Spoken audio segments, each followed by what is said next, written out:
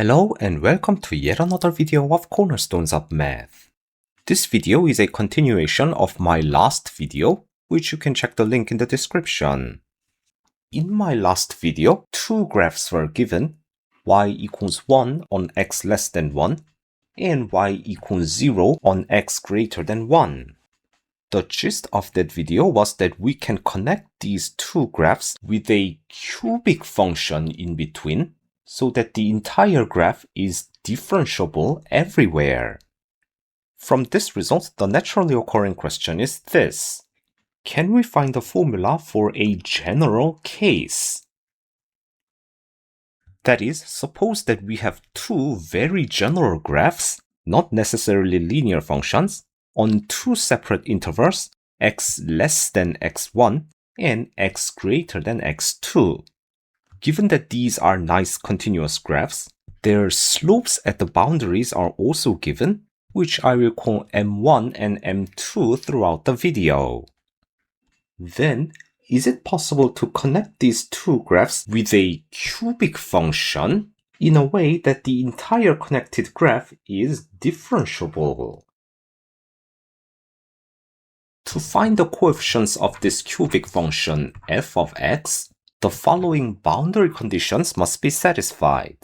First, the y value of the graph must change continuously, so we have two conditions, f of x1 equals y1 and f of x2 equals y2.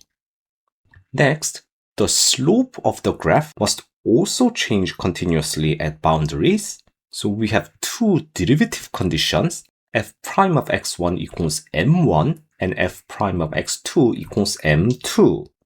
So we have four equations, which will allow us to determine the coefficients a, b, c, and d. But instead of doing that, let us think about this. From many experience, you may already know that the math becomes much simpler. I mean much simpler if the left boundary x1 is equal to 0.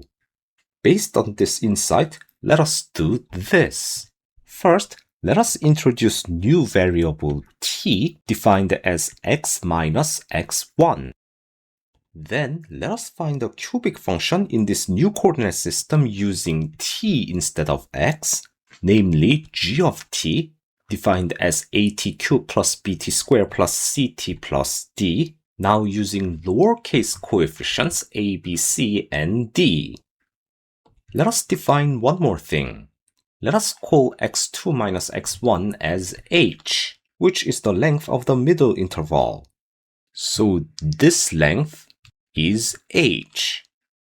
If we explain this new setting graphically, the left boundary x1 now becomes 0, and the right boundary x2 becomes x2 minus x1, which is h. Therefore, in this new coordinate system, the boundary conditions are as follows. First, the continuity of y value conditions become g of 0 equals y1 and g of h equals y2. And next, the continuity of derivative conditions become g prime of 0 equals m1 and g prime of h equals m2. Like I said, the math becomes significantly simpler when one of the input values is 0. For example, we can immediately find out that the constant term d equals y1. Also, from the derivative, we can immediately find out that the coefficient c equals m1. Therefore, our function g of t is at cubed plus bt squared plus m1t plus y1, where only a and b are yet undetermined coefficients. Let us finally use these two remaining conditions. The first one is that g of h equals y2, which gives ah cubed plus bh squared plus m1h plus y1 equals y2. Let's call this equation 1.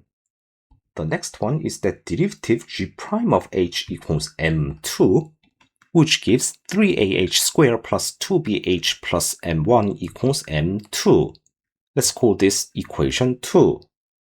Remember, a and b are unknowns here, and all other values such as h, y1, y2, m1, m2 are known values. So let us leave only a and b terms on the left-hand sides, which gives these equations. In order to eliminate b, we must do equation 1 times 2 minus equation 2 times h. The math gets a bit complicated, but still within doable range in my opinion. From this, we can find out the value of coefficient a. You can substitute this expression into either of these two equations to obtain b, but I think the fastest way is to actually do the method of elimination again. Now equation 1 times 3 minus equation 2 times h to eliminate a. So we do the subtraction again, which gives the value of coefficient b. Therefore, from this previously obtained expression of g of t, we obtain this expression for function g of t. Here, using that variable t is actually x minus x1, we can convert this back into the function of x, which is this function f of x right here. Notice that f of x is expressed in the form of polynomial of x minus x1. You may expand this if you want, but I don't think it will make the expression any simpler, and I definitely won't do it. Instead, let us apply this formula to one specific example. Here, the left function is y equals x plus 2 defined on x less than 1, and the right function is y equals minus x squared plus 8x minus 14 defined on x greater than 3. This gives the left y value y1 equals 3, and the left slope m1 equals 1, and the right y value y2 equals 1, and the right slope m2 equals 2. Moreover, the left boundary x1 equals 1, and the right boundary x2 equals 3, which gives their difference h equals 2.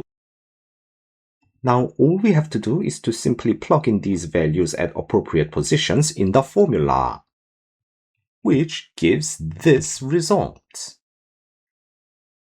You can expand this polynomial if you want, which is much easier now with numbers, which gives this result.